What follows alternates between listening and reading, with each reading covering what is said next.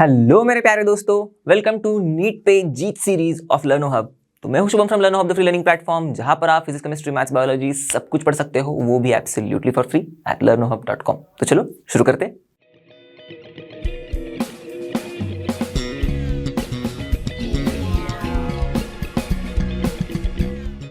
तो दोस्तों, आज हम लोग इस वीडियो में कोऑर्डिनेशन कंपाउंड्स इस चैप्टर के प्रीवियस ईयर क्वेश्चंस को सॉल्व करेंगे।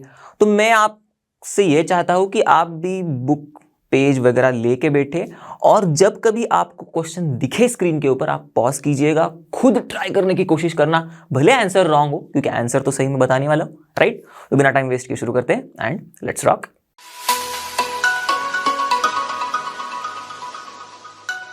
तो ये रहा पहला सवाल।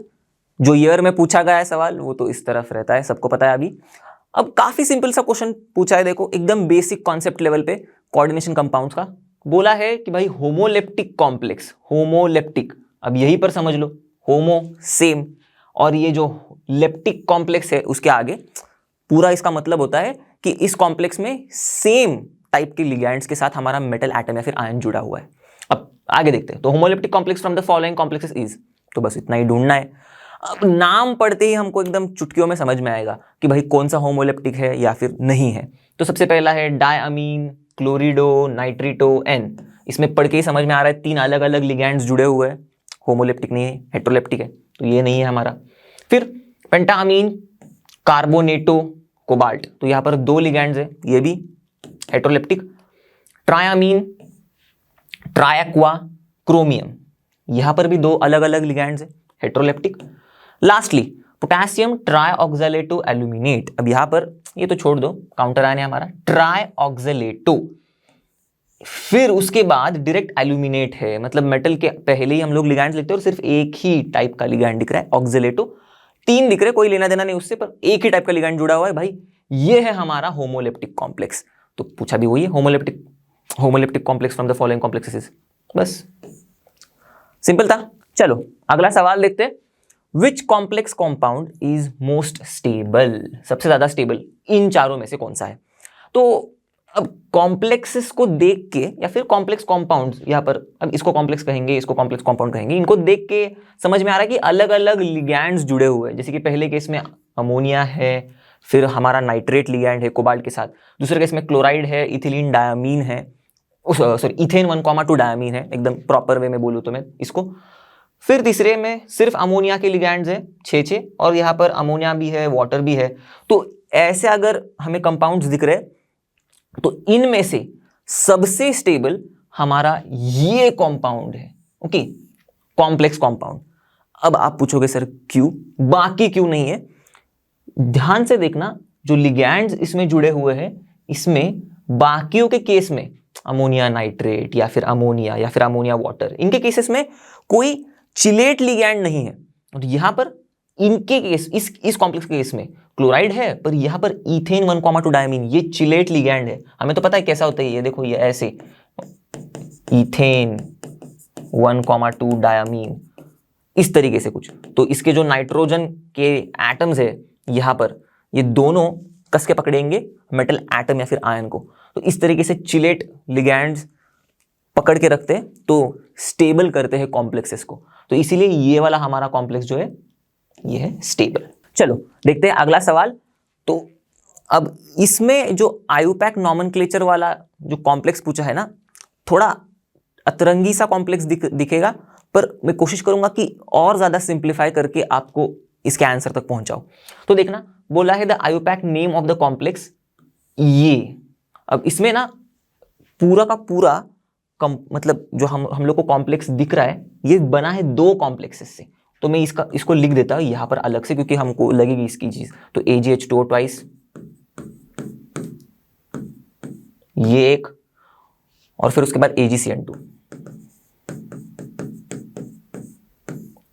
अब जैसे फॉर्मूला हमको दिख रहा है, बेसिक लॉजिक लगाएंगे हम लोग, फॉर्मूला देखते हैं, हमको समझ में आ रहा है ये चीज कि भाई ये हमारा स्पीशीज जो है सबसे पहला लिखा हुआ फॉर्मूला में, ये है कटायनिक स्पीशीज, कुछ N+ चार्ज होगा इसके ऊपर, और दूसरा वाला जो स्पीशीज है बाद में लिखा हुआ होगा वो अनायनिक स्पीशीज होगा। फॉर्मूला भी हम लोग इसी तरीके से लिखते हैं, हम लोग ने पढ़ा है आयुपैक नाम से फॉर्मूला लिखने के टाइम पे। ओके, पहले कटायनिक स्पीशीज फिर अनायनिक स्पीशीज। अब इस लॉजिक के आधार पर जो नाम लिखे होंगे वो भी वैसे ही लिखे होंगे, क्योंकि नाम भी तो हम लोग वैसे लिखते हैं फॉर्मूला को देख के, पहले कटायनिक स्पीशीज का नाम लिखते फिर अनायनिक स्पीशीज का नाम लिखते, करेक्ट। तो जो वाटर वाला लिगैंड है, एक्वा बोलते हैं हम लोग इसको, इसका नाम पहले रहेगा, कॉम्प्लेक्स, इस कॉम्प्लेक्स का नाम पहले रहेगा जिसमें एक्वा लिगैंड है। बस देखो अब देखो ना, पहले वाले ऑप्शन में डायक्वा सिल्वर, चलो नाम पहले है diaqua silver, cationic species, cationic species, तो ये कंसिडरेशन में आएगा। बाद में दूसरा वाला देखो, डायसाइनिडो सिल्वर, ये नाम तो इसका लग रहा है डायसाइनिडो सिल्वर, पर अनायनिक स्पीशीज है, पहले लिखा है, गलत, ये तो गया ऐसे। फिर से diaqua silver, same to same diaqua silver, तो ये रहेगा कंसिडरेशन में हमारे। और फिर बाद में डायसाइनिडो सिल्वर 2, ओके, तो ये डायसाइनिडो सिल्वर 1 था जिसमें ऑक्सीडेशन स्टेट सिल्वर का 1 है, इसमें डायसाइनिडो सिल्वर 2, एकदम डायसाइनिडो सिल्वर 1 जैसे ही, ये भी गया ही, क्योंकि ये तो अनायनिक स्पीशीज का नाम लग रहा है डायसाइनिडो सिल्वर, बस ऑक्सीडेशन स्टेट अलग से दिया है ऑप्शन में हमें कंफ्यूज कराने के लिए। तो पहले तो एलिमिनेट कर दिया हम लोग ने ये 2 ऑप्शंस। अब काम और आसान हो जाएगा, अब क्या ही करना है, सिर्फ इन 2 ऑप्शंस में से देखना है। अब नाम देखोगे ना आप तो समझ में आएगा कि नाम तो एग्जैक्ट सेम है दोनों भी ऑप्शन में, डायक्वा सिल्वर 2, डायसाइनिडो अर्जेंटेट 2, वैसे डायक्वा सिल्वर 1, डायसाइनिडो अर्जेंटेट 1, एग्जैक्ट सेम। बस फर्क क्या है, ऑक्सीडेशन स्टेट में हमारे मेटल के। तो अगर आपको क्रॉस वेरीफाई करना भी है तो हम लोग करेंगे, पर ऑक्सीडेशन स्टेट हमें यहां पर करेक्ट ढूंढना है। फिर हम लोग को करेक्ट ऑप्शन मिल गया एकदम फटाक से। देखो इतना टाइम तो अपने पास होता नहीं है, तो सोचने के लिए पहले एलिमिनेट कर दिया, फिर इन दोनों में से लास्ट ऑक्सीडेशन स्टेट ढूंढना है, तो सिंपली क्या करो, ऑक्सीडेशन स्टेट पुट करो और चार्ज बैलेंस हो रहा है कि नहीं देखो कटायनिक और अनायनिक स्पीशीज में। सिंपल सा ट्रिक में बता दिया आपको। तो यहां पर सबसे पहले डायक्वा सिल्वर 1 में, कटायनिक स्पीशीज में सिल्वर का ऑक्सीडेशन स्टेट है +1, देखो डायक्वा सिल्वर 1, ठीक है। और फिर डायसाइनिडो अर्जेंटेट 1, डायसाइनिडो अर्जेंटेट 1 मतलब +1। अब बैलेंस हो रहा है क्या देखते हैं, तो सिल्वर का ये +1 है, न्यूट्रल लिगैंड H2 होता है, तो इसके ऊपर चार्ज होगा कॉम्प्लेक्स के ऊपर 1+, नेट चार्ज +1 0 +1, हटा देता हूं मैं 1+। फिर इसके ऊपर कितना होना चाहिए, अब अगर कटायनिक स्पीशीज के ऊपर 1+ है तो बैलेंस करने के लिए हमें पता है हमेशा हम लोग काउंटर मतलब आयंस को कैसे करते थे, बैलेंस करते थे। कॉम्प्लेक्स के ऊपर कितना चार्ज है उसके हिसाब से हम लोग नंबर ऑफ काउंटर आयंस लेते थे, भले वो कटायनिक लेने पड़ रहे हो अनायनिक लेने पड़ रहे हो, फॉर्मूला लिखते टाइम पे वही सेम लॉजिक लगाना है। अब हमको पता है हमारा कटायनिक स्पीशीज का चार्ज जितना है, बैलेंस करना है तो हमारे अनायनिक स्पीशीज के ऊपर भी उतना ही चार्ज होना चाहिए। तो फिर ये अनायनिक स्पीशीज के ऊपर n- नहीं तो होना चाहिए 1- चार्ज, क्योंकि इसके ऊपर 1+ है, लिख दिया मैंने। अब ये 1- सेटिस्फाई हो रहा है क्या नहीं, इतना ही देखेंगे हम लोग। अगर हो रहा है हमारे सिल्वर का +1 ऑक्सीडेशन स्टेट लेके, इसका मतलब नाम करेक्ट है, क्योंकि नाम मतलब देखेंगे नाम का ऑक्सीडेशन स्टेट करेक्ट है, ठीक है। तो सिल्वर +1, साइनाइड -1, 2 है तो -2, तो +1 -2 -1, तो बरोबर नेट चार्ज 1- दिख रहा है, तो इसका मतलब ये ऑक्सीडेशन स्टेट करेक्ट है नाम में। अब बस एक बार नाम क्रॉस वेरीफाई करते हैं, देखना ध्यान से, डायक्वा सिल्वर 1, तो लिगैंड का नाम पहले फिर मेटल का नाम लिखते हैं, तो डायक्वा बरोबर सिल्वर बरोबर, क्योंकि कटायनिक स्पीशीज है तो हम लोग वैसे का वैसे नाम लिखते हैं मेटल का, 1 ऑक्सीडेशन स्टेट भी करेक्ट। फिर डायसाइनिडो अर्जेंटेट 1, तो यहां पर देखो डायसाइनिडो, साइनाइड ओ लगाते हैं हम लोग, नेगेटिवली चार्ज अनायन है हमारा, अनायनिक लिगैंड है, सॉरी, इसीलिए। तो डायसाइनिडो अर्जेंटेट 1 में ये रहा डायसाइनिडो, फिर अर्जेंटेट क्यों लिखा है, क्योंकि हमारा जो कॉम्प्लेक्स है वो नेगेटिवली चार्ज है, तो नेगेटिवली चार्ज के केसेस में हम लोग 8 लगाते हैं मेटल के नाम के सामने, तो इसीलिए। और फिर कुछ मेटल के लैटिन नाम के सामने हम लोग लगाते हैं, जैसे कि फेरेट, वैसे ही सिल्वर के केस में भी सिल्वरेट नहीं लिखते, अर्जेंटेट लिखते, ठीक है। तो यहां तक समझ में आ गई बात। तो डायसाइनिडो, ठीक है, अर्जेंटेट, ठीक है, ओके, लिगैंड के बाद मेटल। अब 1+, ऑक्सीडेशन स्टेट भी करेक्ट, तो समझ में आई बात, थर्ड वाला ऑप्शन क्यू राइट है। अब फर्स्ट वाला क्यू रॉन्ग है, एग्जैक्ट वैसे के वैसे ही नाम है, डायक्वा सिल्वर 1, डायक्वा सिल्वर, बस यहां पर ऑक्सीडेशन स्टेट 1 की जगह पे 2 है। वैसे ही डायसाइनिडो अर्जेंटेट, डायसाइनिडो अर्जेंटेट, ठीक है, बस 1 की जगह पे 2 ऑक्सीडेशन स्टेट है। अब टू ऑक्सीडेशन स्टेट लगा के देखो आपकी जो चार्जेस है कॉम्प्लेक्सेस के ऊपर के वो बैलेंस ही नहीं होंगे, देख लेना। ओके, हाँ, और चार्जेस बैलेंस नहीं होंगे तो इसका मतलब ऑक्सीडेशन स्टेट गलत है। बेसिक सा लॉजिक है। क्लियर, क्लैरिटी आ गई? तो समझ में आया क्यों थर्ड ऑप्शन हमारा राइट है। बस चलो, अब ऐसा ही और एक थोड़ा सा दिमाग दौड़ाने वाला सवाल है। तो कभी कभी होता है बहुत आसान से सवाल भी पूछे जाते हैं, जैसे कि 2023 में देखा था हम लोग ने, दो एकदम एकदम इजी से सवाल। अब 2022 में ही देखो दूसरा सवाल भी थोड़ा बहुत दिमाग लगाने वाला है, पहला तो था ही। देखते ही चलो। The order of energy absorbed, ठीक है, तो मैं यहां पर लिखता हूं ई, एनर्जी एब्जॉर्ब्ड को, which is responsible for the colour of complexes. अब हमें तो पता ही है ना, डी ट्रांजिशन जब होता है तो इलेक्ट्रॉन उड़ी कैसे मारता है, लोअर एनर्जी डी ऑर्बिटल से हायर एनर्जी वाले डी ऑर्बिटल में एनर्जी एब्जॉर्ब करके। अब हमको यह पूछा जा रहा है कि the order of energy absorbed, correct, जो की जाती है इलेक्ट्रॉन के द्वारा डी ट्रांजिशन के लिए, और फिर कलर शो होता है, तो ये एनर्जी जो एब्जॉर्ब होती है वो रिस्पॉन्सिबल है भाई कलर के लिए। तो वही बोला है, the order of energy absorbed which is responsible for the colour of complex. अब ऑर्डर पूछा है हमें, तो कुछ कॉम्प्लेक्सेस दिए हुए हैं, उनकी एनर्जी, मतलब वो एनर्जी जो एब्जॉर्ब कर रहे कलर के लिए, उनका ऑर्डर हमें बताना है। बात समझ में आई? थोड़ा सा ट्विस्टेड है। अब इतना तो सिंप्लीफाई हो गया। कॉम्प्लेक्सेस को देखते हैं, अब कॉम्प्लेक्स को देखते हैं। तो देखना ध्यान से, कुछ सिमिलरिटी आपको नजर आ रही होगी लिगैंड्स में। अगर आप सी वाले कॉम्प्लेक्स को देखोगे तो इथिलीन डायमीन या फिर इथेन 1,2 डायमीन में कहता हूं एकदम स्पेसिफिकली, तीन है। ओके, इथिलीन डायमीन छोड़ दो, इथेन 1,2 डायमीन आयोपैक वाला नाम। तो ये तीन लिगैंड्स है। बी में देखेंगे तो एक है और ए में देखेंगे तो दो है। पर ध्यान से देखोगे बी को, सबसे पहले बी को, क्या है, NiH2O4 फिर En, ठीक है, +2। फिर बाद में ए को देखना, थोड़ा सा ट्रांजिशन आपको समझ में आएगा क्या हो रहा है एक्चुअल में। NiH2O2 En2 2+, और फिर सी को देखना, NiEN3 2+।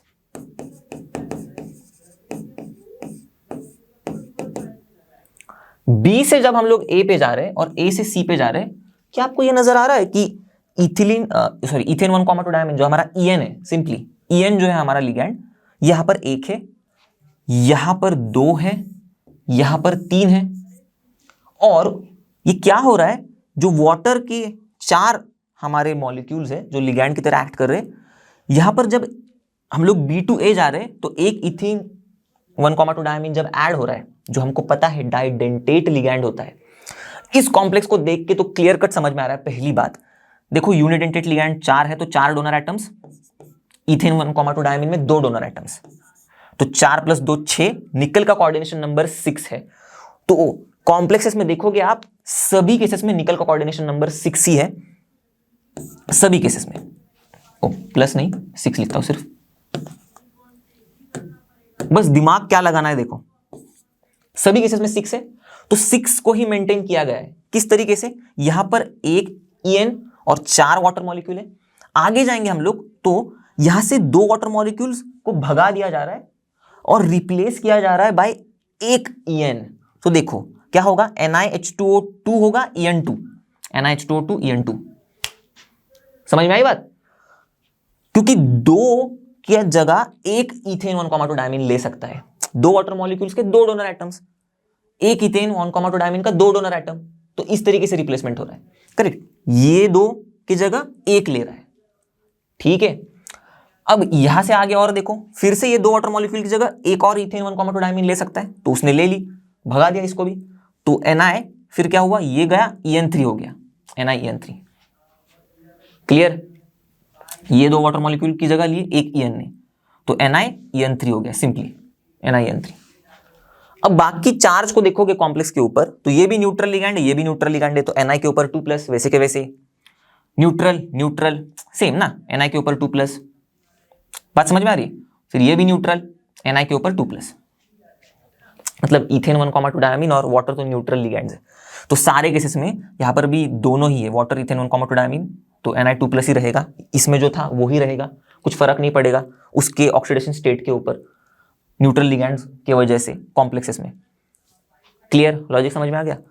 अब मेरा कहने का ये है, मतलब मुझे ये कहना है आपको कि यहां पर बी से लेके ए पर और ए से लेके सी पर हम लोग जब जा रहे हैं तो वीक फील्ड लिगैंड जो हमारा वाटर है, कंपेयर किया करने के बाद वाटर और इथेन 1,2 डायमीन में अगर हम लोग को स्पेक्ट्रोकेमिकल सीरीज जो है जिससे हम लोग को पता चलता है कि भाई इफेक्ट कितना है, मतलब फील्ड जो प्रोड्यूस किया जाता है बाय लिगैंड्स, या फिर फील्ड स्ट्रेंथ हम लोग कहते हैं ना लिगैंड्स की, वो किस ऑर्डर में है। तो हम लोग ने CFT पढ़ते टाइम पर एक ऑर्डर पढ़ा था, तो उस ऑर्डर के हिसाब से अगर देखा जाए तो इथेन 1,2 डायमीन जो EN है वो काफी आगे है वाटर से, क्योंकि इसका मतलब क्या होगा फिर, क्योंकि ये इसका रीजन ये है कि ethane 1,2 diamine strong field produce करता है एज कंपेयर टू वाटर, तो वो तो स्ट्रॉन्ग फील्ड लिगैंड हो गया, मतलब या फिर स्ट्रॉन्ग लिगैंड हो गया as compare to water. Clear, यहां पर ऐसे मैं लिख देता हूं, बात समझ में आ गई। तो क्योंकि हो क्या रहा है, B2A A2C हम लोग जब जा रहे हैं कॉम्प्लेक्सेस में तो स्ट्रॉन्ग फील्ड लिगैंड का नंबर बढ़ रहा है या फिर स्ट्रॉन्ग लिगैंड का नंबर बढ़ रहा है, इस तरीके से समझो। तो ये नंबर जब बढ़ रहा है तो क्या होगा, स्प्लिटिंग ज्यादा होगी, बरोबर। पता है ना हमें कि अगर स्ट्रॉन्गर लिगैंड्स आने लगे कॉम्प्लेक्सेस में, ये देखो 6 है coordination number octahedral complexes, correct. तो ऑक्टाहेड्रल कॉम्प्लेक्सेस में स्प्लिटिंग ज्यादा होने लगेगी अगर स्ट्रॉन्ग लिगैंड्स ज्यादा है तो सेम केस यहां पर भी हो रही है। बी से लेके हम लोग ए पे जाते हैं तो बी में सपोज स्प्लिटिंग इतनी है तो ए में स्प्लिटिंग बढ़ जाती है, और सी में तो भाई और भी बढ़ जाती है क्योंकि स्ट्रॉन्ग लिगैंड का नंबर और भी बढ़ जाता है। यहां पर 1 है, यहां पर 2 है, यहां पर 3 है, और रिप्लेस हो रहा है, ऐसे नहीं।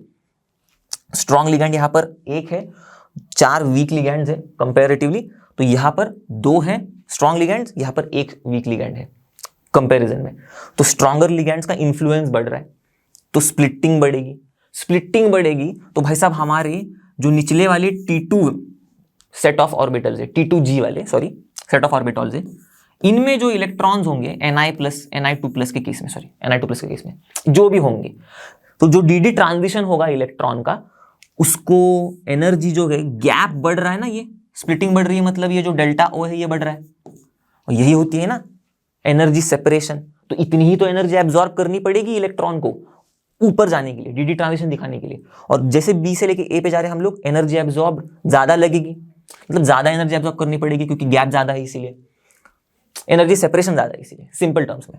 फिर आगे बढ़ेंगे और एनर्जी सेपरेशन ज्यादा है तो और एनर्जी ज्यादा लेनी पड़ेगी। बात समझ में आ गई। तो एनर्जी का जो एब्जॉर्प्शन है वो इस ऑर्डर में बढ़ेगा, बी ए सी। तो मैं ऐसे लिख देता हूं, बी से ज्यादा ए एनर्जी एब्जॉर्प्शन, उस ऑर्डर में ए से ज्यादा सी। अब ऑर्डर ही तो पूछा है हमको, the order of energy absorbed, तो बस इस ऑर्डर को मैच करके देखो, दिख रहा है कहां पर, देखो बी से ज्यादा ए से ज्यादा सी, बी से ज्यादा ए से ज्यादा सी। तो ये हमारा ऑप्शन नंबर 2 करेक्ट है। चलो अगला सवाल देखते हैं, काफी सिंपल सा है। Ethylene diamine tetraacetate ion, ethylene diamine ED tetraacetate TA ion, तो ये आयन होता है 4- चार्ज वाला। बोला है ये EDTA आयन इज, ऑप्शंस दिए हुए, hexadentate ligand with 4 oxygen and 2 nitrogen donor atoms, यही सही ऑप्शन है। क्यों है EDTA, क्यों, क्योंकि EDTA 4- ये जो है ये हेक्साडेंटेट लिगैंड है और इसके पास 4 ऑक्सीजन 2 नाइट्रोजन डोनर एटम है, ये हम लोग पढ़ चुके। देखो मैं आपको स्ट्रक्चर बना के दिखाता हूं तो आपको और क्लैरिटी आएगी। तो ये रहा हमारा इथिलीन डायामीन टेट्राएसिटेट आयन का, ऐसे ये स्केलेटन वाला बना देता हूं मैं पहले, CH2CO- CH2CO-, इस तरीके से, यहां पर भी सेम, यहां पर भी सेम, ठीक है। ये CH2 CH2, ओके। अब ध्यान देना, यहां पर ये जो नाइट्रोजन एटम है, ये जो नाइट्रोजन एटम है, ये 2 डोनर नाइट्रोजन एटम्स है। ये जो 4 ऑक्सीजन एटम्स दिख रहे, मतलब ये जो 4 ऑक्सीजन दिख रहे हैं आपको, ये भी डोनर एटम्स की तरफ काम करते। तो कितने हुए? 1 2 3 4 5 6 डोनर एटम्स बोले तो हेक्साडेंटेट। करेक्ट। डेंटिसिटी वही होती है ना, नंबर ऑफ डोनर एटम्स एक लिगैंड में। 6 डोनर एटम्स, हेक्साडेंटेट लिगैंड। तो सबसे पहले ये तो बात समझ में आ गई, हेक्साडेंटेट लिगैंड होता है। अब with 4 oxygen and 2 donor atoms, अभी बताया ना, देखो 4 ऑक्सीजन 1 2 3 4, करेक्ट। 2 डोनर और 2 नाइट्रोजन डोनर एटम, देखो 2 नाइट्रोजन डोनर एटम्स है। सिंपल। बाकी के ऑप्शंस तो एकदम बकवास है। यूनिडेंटेट लिगैंड बिल्कुल नहीं, यहीं पर गया गायब। बाइडेंटेट लिगैंड विथ, छोड़ो, पढ़ने की जरूरत ही नहीं। हेक्साडेंटेट हमको पता है। ट्राइडेंटेट लिगैंड विथ, छोड़ो, गलत। क्लियर? सिंपल था। चलो अगले सवाल पर बढ़ते। एक लिस्ट दिया है, लिस्ट 1, और दूसरी लिस्ट में, सॉरी, जो लिस्ट 1 है यहां पर कुछ कॉम्प्लेक्सेस दिए हुए हैं, पहले ये बता देता हूं। और ये जो सामने आपकी लिस्ट 2 है, उसमें बोहर मैग्नेटन में कुछ चीजें दी हुई है। पॉज करो, सोचो क्या होता है बोहर मैग्नेटन में जो चीजें दी हुई है। सोचो सोचो सोचो। आई होप आपको, आपने बोल दिया होगा सर ये तो मैग्नेटिक मोमेंट है, क्या ही बड़ी बात है, बरोबर। हाँ, पर ये क्लिक होना चाहिए, नहीं तो ऐसे ही सोचते बैठोगे कि यार ये कौन सी वैल्यूज दी है, क्योंकि नीट में ऐसे ही मतलब निवाला नहीं देंगे ना, सोचना पड़ेगा क्या लिस्ट में किस चीज को, किस चीज, कौन सी चीजें दी है और क्या मैच करना है। तो कॉम्प्लेक्स के सामने मैग्नेटिक मोमेंट्स दिए हुए, हमको लिस्ट 1 लिस्ट 2 को मैच करना है। तो एक एक कॉम्प्लेक्स का मैग्नेटिक मोमेंट से हमको उसको मैच करवाना है।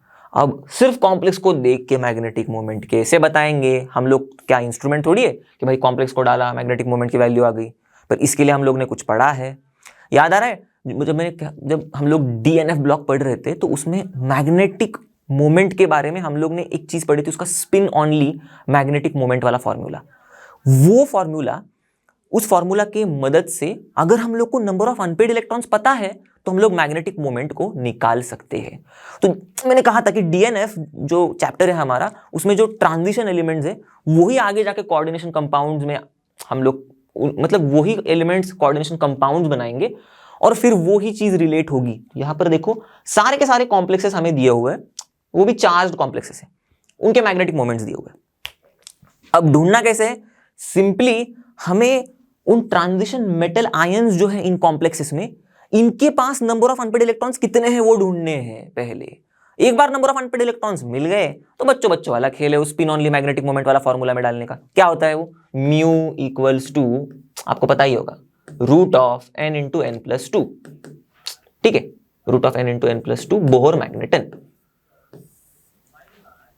तो अब पहला इंटरेस्टिंग सा टास्क यही है, हर एक कॉम्प्लेक्स में हमारा जो मेटल है आयन के फॉर्म में ही प्रेजेंट है, कुछ ना कुछ चार्ज है उसके ऊपर, उसमें कितने अनपेड इलेक्ट्रॉन्स, फटाफट ढूंढ लेते। उसके लिए लॉजिक लगेगा हमें थोड़ा वीबी का, ओके, थोड़ा लिगैंड्स के स्ट्रेंथ का, जो इस चैप्टर से आएगा। तो थोड़ा कंबाइंड क्वेश्चन है ये, सिर्फ डीएनएफ का नहीं है, सिर्फ कोऑर्डिनेशन का नहीं है, थोड़ा कंबाइंड है।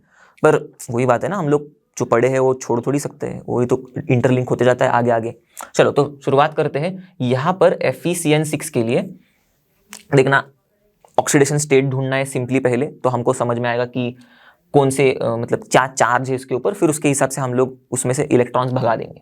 तो साइनाइड 6 माइनस, करेक्ट, Fe का ढूंढना है तो बाहर गया -6, सॉरी -3 + 6 +3, करेक्ट। तो Fe +3 है यहाँ पर, मैं यहाँ पर लिख देता हूँ Fe3+। अब कॉन्फ़िगरेशन भी साथ ही साथ लिख देते हैं और ध्यान भी देना है कि लिगैंड कौन सा है उसके ऊपर भी। तो Fe3+, 26, 4s2d6 कॉन्फ़िगरेशन, मतलब 4s2 3d6। अब 4s2 3d6 में से 3 भगा देंगे तो s2 में से 2 जाएंगे, d6 में से 1 जाएगा, d5 कॉन्फ़िगरेशन। तो ये 3d5 कॉन्फ़िगरेशन है इसका। और आगे लिख देते हैं साइनाइड हमारा लिगैंड है इसमें। अब ध्यान देना इस चीज के ऊपर, 6 साइनाइड लिगैंड्स है, 6 वाटर लिगैंड, मतलब 6 वाटर के लिए, मतलब 6 वाटर मॉलिक्यूल्स है। यहाँ पर भी फिर 6 साइनाइड एज ए लिगैंड है, यहाँ पर भी 6 वाटर मॉलिक्यूल्स है।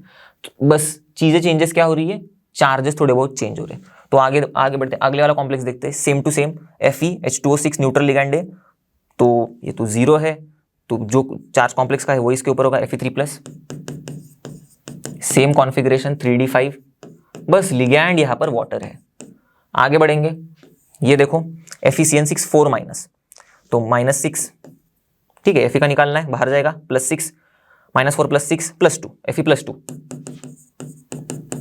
+2 में क्या होगा, D6 कॉन्फ़िगरेशन होगा, 4:3 D6 ना Fe का, तो 2 निकल गए 4:2 में से, तो D6 कॉन्फ़िगरेशन। फिर हाँ, यहां पर लिख दो साइनाइड लिगैंड है, 1 मिनट, नेगेटिव चार्ज नहीं दिख रहा है, हाँ। फिर आगे सेम उसी तरीके से FeH2O6 2+, तो न्यूट्रल लिगैंड है हमारा, Fe2+, चार्ज होगा उसके ऊपर, जो कॉम्प्लेक्स के ऊपर है वही आएगा हमारे Fe के ऊपर। ये तो बेसिक सी चीजें हैं, हम लोग को ऑक्सीडेशन स्टेट निकालना आता है तो बात बन जाएगी। तो Fe2+ same, Fe2+ 3D6 same 3D6, बस यहां पर लिगैंड अलग है, वाटर। अब जब हम लोग फिलिंग करेंगे ओके डी ऑर्बिटॉल में, तो ही हमको समझ में आ जाएगा अनपेड इलेक्ट्रॉन्स कितना है। और क्यों लिगैंड लिखा है, क्योंकि ये लिगैंड कुछ गड़बड़ करेंगे। अब याद करो VB वाला कॉन्सेप्ट, जिसमें हम लोग ने कुछ लिगैंड्स के नाम देखे थे और समझा था कि भाई कुछ लिगैंड्स पेयरिंग करवाते हैं, कुछ लिगैंड्स नहीं करवाते। फिर बाद में CFT में जाके हम लोग ने पढ़ा कि वैसा क्यों होता है, कुछ लिगैंड्स स्ट्रॉन्ग लिगैंड्स क्यों होते हैं, कुछ लिगैंड्स वीक वाले लिगैंड्स क्यों होते हैं। डिपेंड करता है कि वो फील्ड कितना स्ट्रॉन्ग प्रोड्यूस करे उसके ऊपर। तो जब साइनाइड और वाटर के बारे में हम लोग देखेंगे, तो साइनाइड अच्छा खासा स्ट्रॉन्ग फील्ड प्रोड्यूस करता है, तो उसकी वजह से ये पेयरिंग करवाता है। और उसी दूसरी तरफ वाटर जो है वो इतना अच्छे से फील्ड स्ट्रॉन्ग प्रोड्यूस नहीं करता, तो वो पेयरिंग नहीं करवाता। अब एकदम डेप्थ में नहीं जाएंगे इस चीज के, क्योंकि हम लोग ने देखा है कि कॉन्फ़िगरेशन लिखते कैसे ऑक्टाहेड्रल कॉम्प्लेक्सेस में। तो एज सच यहां पर हमें सिर्फ नंबर ऑफ अनपेड इलेक्ट्रॉन्स ढूंढने, तो सिंपल तरीके से बता देता हूं मैं आपको। ये वाटर जो है हमारा वीक फील्ड लिगैंड है, ओके, तो इसीलिए ये पेयरिंग नहीं करवाएगा, पेयरिंग नहीं करवाएगा। साइनाइड स्ट्रॉन्ग है अच्छा खासा, तो पेयरिंग करवाएगा बस। अब नॉर्मली मैं D5 कॉन्फ़िगरेशन लिख दूं Fe का, तो 1 2 3 4 5 ऐसे होगा, पर साइनाइड पेयरिंग करवाएगा तो सबको, मतलब एक एक डिब्बी में एक एक नहीं चलेगा इसको इलेक्ट्रॉन ना, अब पेयर करवाएगा। चलो पेयर करवाते, तो ये चला जाएगा इसके अंदर, करेक्ट, इसी तरीके से ये भी चला जाएगा इसके अंदर, तो ये भी गायब, बचा क्या, सिर्फ एक अनपेड इलेक्ट्रॉन, करेक्ट। चलो मैं इसको थोड़ा सा अलग से कर देता हूं या दिखे हम लोग को, इसीलिए। फिर D5 वाटर कुछ नहीं, कुछ पेयरिंग नहीं करवाएगा, 1 2 3 4 5 वैसे के वैसे ही, तो 5 अनपेड इलेक्ट्रॉन्स है भाई हमारे इस Fe2+ आयन के, Fe3+ आयन के पास। तो समझ में आ रहा है कहानी में ट्विस्ट कहां पर आ रही है। लिगैंड्स को भी कंसिडरेशन में लेना है, सिर्फ और सिर्फ आयन का इलेक्ट्रॉनिक कॉन्फ़िगरेशन लिख दिया, खत्म बात। ऐसे करोगे आप, अगर सिर्फ DNF का कॉन्सेप्ट पता होगा तो ऐसे कर दोगे, हो जाएगा कल्याण। फिर नहीं सॉल्व कर पाओगे, गलत हो जाएगा, मतलब आएगा ही नहीं आंसर। तो यहां पर सिर्फ एक अनपेड इलेक्ट्रॉन, ये Fe3+ में वाटर लिगैंड है, इसीलिए 5 अनपेड इलेक्ट्रॉन्स। फिर सेम टू सेम Fe2+, तो साइनाइड वाला है, D6 कॉन्फ़िगरेशन है, तो सिंपली पहले हम लोग इलेक्ट्रॉन्स को भरते हैं, फिर बाद में पेयरिंग करते हैं। तो Fe2+ D6 1 2 3 4 5 6, अब पेयरिंग करवाएगा, साइनाइड है इसीलिए। देखो D6 में साइनाइड पेयरिंग, तो ये रहा D6। अब साइनाइड में पेयरिंग मतलब ये यहां पर जाएगा, ये यहां पर आएगा, तो मैं इरेज कर देता हूं, ये गया यहां पर, तो खाली बच गए 2 बाकी के। उससे कुछ लेना देना हमको है नहीं, हमें तो भाई बस अनपेड इलेक्ट्रॉन्स ढूंढने हैं। तो यहां पर तो अनपेड इलेक्ट्रॉन्स है ही नहीं, सारे के सारे पेयर हो गए, तो 0 अनपेड इलेक्ट्रॉन्स है, तो यहां पर 0 लिख देता हूं, यहां पर 5 लिख देता हूं, यहां पर 1 लिख देता हूं, UP अनपेड इलेक्ट्रॉन्स। अब आगे बढ़ते हैं सिंपली। अब आप पॉज करके खुद भी फटाक से अनपेड इलेक्ट्रॉन निकाल सकते हो। देखो पॉज करो, फटाक से बताओ इसमें कितने अनपेड इलेक्ट्रॉन्स होंगे। सही बोला होगा आपने, 4। क्यों, सेम है, D6 वाटर है, तो 1 2 3 4 5 6, और वाटर है इसीलिए पेयरिंग नहीं होगी, तो बचे कितने, 1 2 3 4 अनपेड इलेक्ट्रॉन्स, करेक्ट, ये रहे 4। अब इसको फॉर्मूला में डालते ही समझ में आ जाएगा कि भाई किसका मैग्नेटिक मोमेंट कितना है। सिंपल। अब करेंगे क्या, मतलब बस एक रफ एस्टिमेट भी लेके आएंगे ना तो भी हो जाएगा, एकदम एग्जैक्ट नहीं चाहिए। अब पढ़ा होगा आपने, या फिर मैं आपको बता देता हूं, अगर एक अनपेड इलेक्ट्रॉन है ना तो 1.73 बोर मैग्नेटन होता है मैग्नेटिक मोमेंट। कैलकुलेट करके देख लो, n की जगह पे 1 डालो, 1 इंटू 1 प्लस 2 हो जाएगा, तो 1 इंटू 1 प्लस 2 3, तो रूट ऑफ 3 1.73, ऐसे इस हिसाब से। तो इसका 1.73 आएगा, इसका Fe का 3 प्लस का, Fe 3 प्लस का, तो मैं यहां पर लिख देता हूं, देखो 1.73 इसका है। उसी लॉजिक के आधार पर Fe ये वाला जो देखो 5 अनपेड इलेक्ट्रॉन्स है, फॉर्मूला में डालोगे 5 into 5 plus 2, 5 into 7 35, root of 35, root of 36 6 होता है ना, 35 का रूट एकदम 6 के करीब वाला नंबर होगा, 5.9 समथिंग ऐसा कुछ, देखो मिल रहा है क्या यहां पर 5.92, करेक्ट। तो मैं डायरेक्ट आंसर लिख देता हूं, 1 है तो इसका मैचिंग 1 है, ये 1.73 लिख दिया ना, 1.73 यहाँ पर 4 है तो इसको मैं 4 लिख देता हूं, हो गया, आंसर तक पहुंच गए हम लोग। अब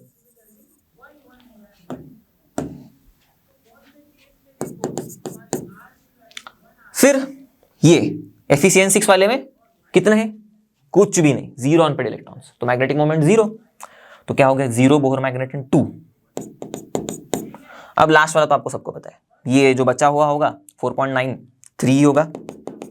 देखो अगर आपको करके देखना है तो देख सकते हो, 4 अनपेड इलेक्ट्रॉन्स है, 4 इंटू 4 प्लस 2, 4 इंटू 6, 4 6 24, तो रूट ऑफ 24, रूट ऑफ 25 5 होता है, रूट ऑफ 24 एकदम करीब वाला नंबर 5 का, 4.9 के आसपास कुछ, तो देखो 4.90, ठीक है, क्लैरिटी आ गई। तो बस मैचिंग खेल लो अब, ए का 4, बी का 1, सी का 2, कहां पर मिल रहा है देखो, ए का 4 बी का 1, तो ए का 4 बी का 1, ठीक है, सी का 2 डी का 3, ऑप्शन नंबर 4। चलो अगला सवाल देखते हैं, match the coordination number Cn and the type of hybridisation. देखो यहां पर दिया है coordination number and the type of hybridisation, किसके साथ, with distribution of hybrid orbitals in space, ठीक है, distribution of hybrid orbitals in space, coordination polyhedra, आसान शब्दों में, बेस्ड ऑन VBT। तो याद आ रहा हम लोग VB थ्योरी में एकदम शुरुआत में बेसिक्स में ही हम लोग ने पढ़ लिया था कि भाई अगर हाइब्रिडाइजेशन ये है, कोऑर्डिनेशन नंबर ये है, तो हम लोग उसका कोऑर्डिनेशन पॉलीहेड्रा XYZ होता है। एक टेबल पढ़ा था हम लोग ने, कोऑर्डिनेशन नंबर, हाइब्रिडाइजेशन, उसके सामने कोऑर्डिनेशन पॉलीहेड्रा। तो जब sp3 हाइब्रिडाइजेशन है तो मैंने एक आपको ट्रिक भी बताई थी, हाइब्रिडाइजेशन में कौन से ऑर्बिटॉल्स इन्वॉल्व है, एक s और 3 p ऑर्बिटॉल्स, तो कोऑर्डिनेशन नंबर 4 कर देंगे हम लोग, और फिर sp3 टेट्राहेड्रल, राइट। वो कोरिलेशन मैंने आपको एक ट्रिक बताई थी कॉन्सेप्ट एड ऑन वाले वीडियो में। तो सेम टू सेम ऐसा ही क्वेश्चन पूछा है देखो, और बहुत सिंपल सा है, बस देखते ही बन जाएगी बात। तो देखो coordination number and type of hybridisation में 4 sp3 हमें पता है, टेट्राहेड्रल कोऑर्डिनेशन पॉलीहेड्रा होता है, ये रहा टेट्राहेड्रल, तो A3, फिर 4 DsP2, ये DsP2 वाले स्क्वायर प्लेनर कॉम्प्लेक्सेस होते हैं, कोऑर्डिनेशन नंबर भले 4 हो, करेक्ट, तो DsP2 स्क्वायर प्लेनर, फिर 5 sp3d 5, तो 5 ऑर्बिटॉल्स इसमें इन्वॉल्व होते हैं, तो कुछ ट्राइगोनल बाइपिरामिडल कोऑर्डिनेशन पॉलीहेड्रा होते हैं जिसमें बीच में 3, करेक्ट, ट्रायंगल होगा, 3 लिगैंड्स या यूनिडेंटेड लिगैंड्स होंगे तो 3 जुड़ेंगे, नॉर्मल सी बेसिक चीज है। तो यूनिडेंटेड लिगैंड के केस में बीच में 3 लिगैंड्स होंगे इस तरीके से कुछ, करेक्ट, और फिर ऊपर एक नीचे एक, तो ट्राइगोनल बाइपिरामिडल, पिरामिड ऊपर नीचे, तो sp3d 5 ये रहा ट्राइगोनल बाइपिरामिडल, और फिर 6 में d2sp3 दिया हुआ है थोड़ा घुमाने के लिए, हमें नॉर्मली तो पता है sp3d2 जो होता है, sp3d2 वो ऑक्टाहेड्रल होता है, पर d2sp3 भी ऑक्टाहेड्रल ही होता है, कोऑर्डिनेशन नंबर 6 वाला, तो 6 d2sp3 ऑक्टाहेड्रल, ठीक है, बस तो यही आप मैच कर दो, बात बन जाएगी। तो इसमें देखना, हाँ मैच करने में A4 मिल गया, A3 B4 है,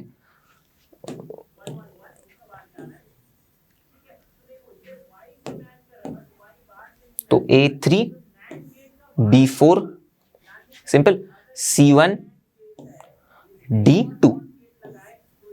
क्लियर, तो ऑप्शन हमको मिल गया सेकंड। चलो अगला सवाल देखते हैं। What is the correct electronic configuration of the central atom, किसमें भाई, इन K4FeCN6। तो जाहिर सी बात है यहां पर हमारे कॉम्प्लेक्स कॉम्पाउंड में Fe जो है वो सेंट्रल एटम है, ये तो काउंटर आयन है हमें पता है, K4 कोऑर्डिनेशन स्फीयर के बाहर वाला, ओके वेट कर रहा है।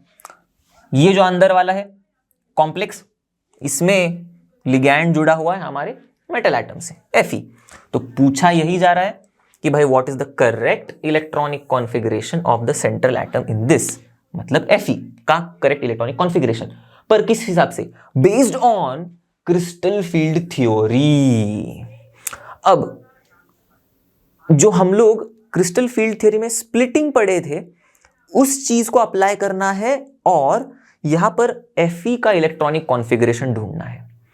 ठीक है, क्लैरिटी आ गई, कैसे करेंगे अप्लाई। अब देखना, जो स्प्लिटिंग होगी वो पहले हमें समझनी होगी कि किस तरीके से होने वाली है, ऑक्टाहेड्रल वाली स्प्लिटिंग होने वाली है या टेट्राहेड्रल वाली स्प्लिटिंग होने वाली है, वो कैसे समझ में आएगा भाई, कॉम्प्लेक्स को देख के।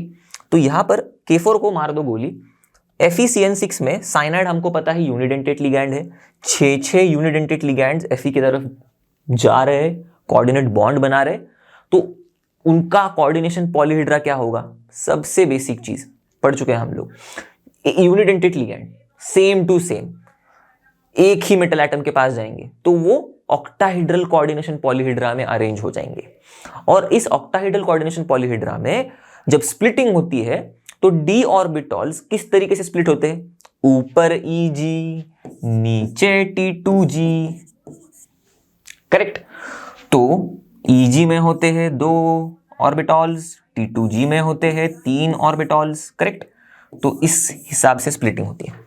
ट्रिपल T 3, ओके ऐसे याद रखो, Eg 2।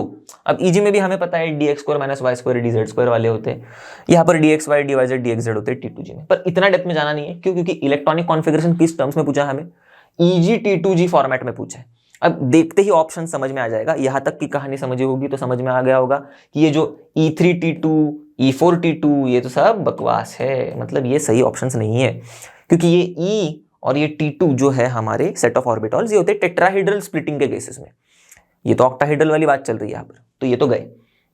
अब बचे ये 2, इसमें Fe जो हमारा सेंट्रल एटम है जिसका इलेक्ट्रॉनिक कॉन्फ़िगरेशन पूछा गया है, उसका ऑक्सीडेशन स्टेट पहले पता होना चाहिए, तब जाके पता चलेगा कि भाई उसके d ऑर्बिटल्स में कैसे इलेक्ट्रॉन्स, मतलब कितने इलेक्ट्रॉन्स है, और फिर कैसे उसको अरेंज करना है वो डिपेंड करेगा लिगैंड कौन सा उसके साथ जुड़ा हुआ है उस चीज पर। तो सबसे पहले ऑक्सीडेशन स्टेट ढूंढ लेते हैं, कोई बात नहीं। यहां पर देखो K4 है, पोटेशियम काउंटर आयन की तरह काम कर रहा है, तो पोटेशियम के K+ वाले आयन्स है, कितने हैं, 4 पोटेशियम एटम है, मतलब 4 K+ आयन्स है, तो 4 K+ आयन्स, टोटल चार्ज कितना होगा 4+, तो ये काउंटर आयन का चार्ज है टोटल 4+, तो हमारे कॉम्प्लेक्स के ऊपर है चार्ज 4-, सिंपल सी चीज, सबको पता है।